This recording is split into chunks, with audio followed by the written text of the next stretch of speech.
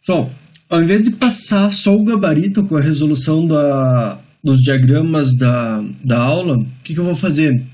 Vou ensinar vocês como obter esses diagramas a partir de um programa, de um software. E por que fazer isso? Porque vocês podem pegar o que a gente vê nesse vídeo e nos demais, vou tentar fazer os outros também, e aplicar para outros exercícios. Então, vão atrás de livros que falem sobre diagramas. Por exemplo, existem os livros de mecânica dos materiais do Beer. É um livro onde vai ter bastante exercício sobre isso.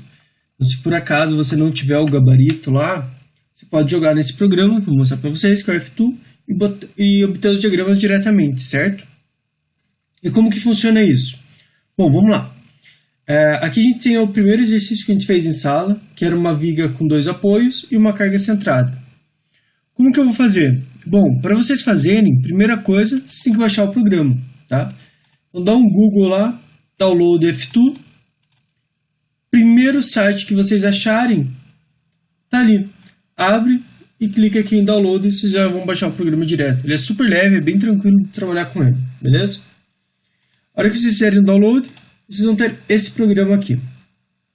E como que eu faço para obter os resultados? Bom, primeira coisa, existem diversas maneiras, existem algumas maneiras de como você fazer os desenhos das vigas ou colocar os carregamentos. Eu vou ensinar uma delas, que é a maneira que eu utilizo. O que eu tenho que fazer? Primeiro, todo ponto de apoio e de carga concentrada, eu preciso colocar um nó, certo? Eu preciso adicionar um nó, adicionar um ponto que diga que ele vai ter um apoio, vai ter uma carga concentrada, ou vai ser o início ou fim de uma carga distribuída. Então eu clico aqui no nó. Só que se eu colocar só no nó, vai ficar totalmente livre, eu posso colocar o nó onde eu quiser. Vira uma bagunça, certo? Para resolver isso, o que eu vou fazer? Aqui embaixo tem uma opção chamada grid, certo? Então eu ligo o grid, aparece essas bolinhas, só que mesmo assim, continua com o meu mouse livre.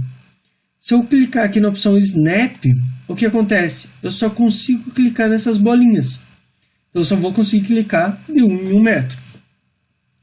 Para o nosso caso, não é muito vantajoso de 1 em 1 metro. Eu tenho um vão de 10 metros, eu tenho uma carga aplicada no meio do vão. Então, para nós, é mais vantajoso eu ter essa diferença a cada 5 metros. Vou vir aqui apertar 5 na direção X, na direção Y não interessa para a gente. Então, vou colocar o nó que representa o apoio inicial, um nó que representa onde eu vou colocar a carga concentrada, e outro nó lá no final, certo? Então eu tenho os 3 nós. Feitos os 3 nós, agora eu adiciono a barra, insiro o elemento, clico desse nó até esse e desse até esse daqui.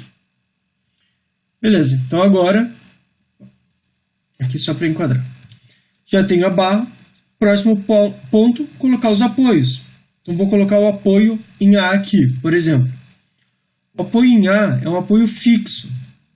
Então, eu seleciono o nó, venho aqui na opção de apoios, condições de suporte. E como ele é fixo, ele vai ser fixo no deslocamento em X, então ele não vai permitir deslocamento em X e não vai permitir deslocamento em Y. Seleciono os dois e aplico, certo? Então, ele gerou um apoio fixo. Lá na outra ponta, ele gerou um apoio móvel. Então, a única restrição dele é em Y. Em X, ele é livre. Clico lá e aplico. Perfeito. Então, já tenho a barra com os apoios. A única coisa que falta é a carga de 20 kN. Clico aqui nas opções de carregamentos. Crio um carregamento. Vou chamar aqui de carga P. Posso dar o nome que você quiser. E ela vai ser uma carga de 20 kN. Só que 20 kN para baixo.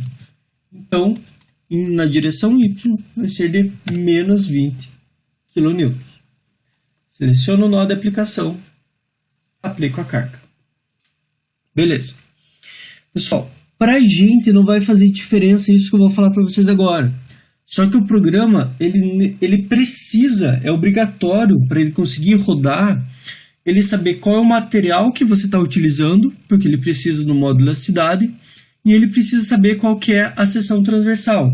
Então a gente vai dar um material qualquer e uma seção qualquer, só para o programa funcionar.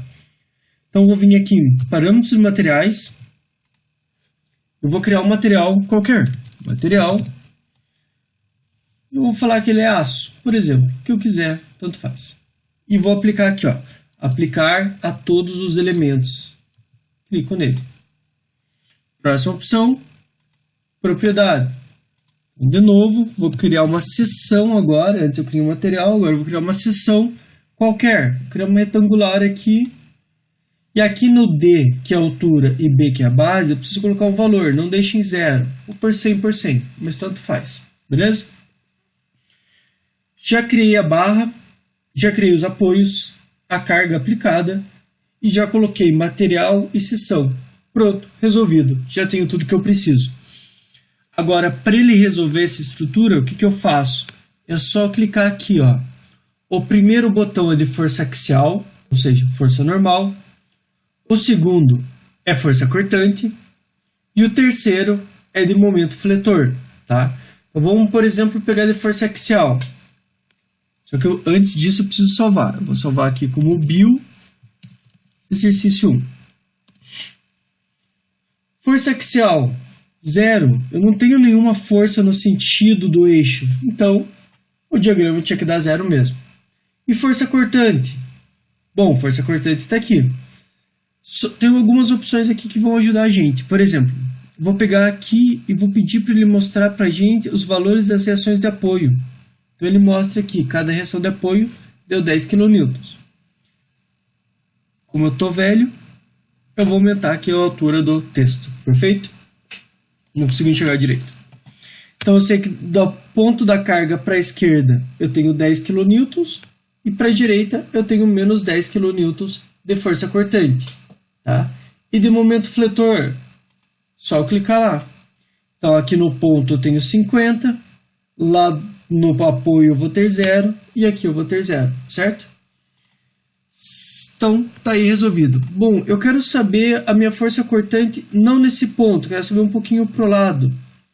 Clica no ponto que você quer ver com o botão esquerdo mesmo, ele vai dar o teu valor. Por exemplo, nesse ponto que ele está numa posição X de 3,46, o momento fletor é de 34,9. Vale a mesma coisa para a força cortante. Quer saber a força cortante aqui? Bom, aqui ela vai ser sempre 10, sempre constante, certo?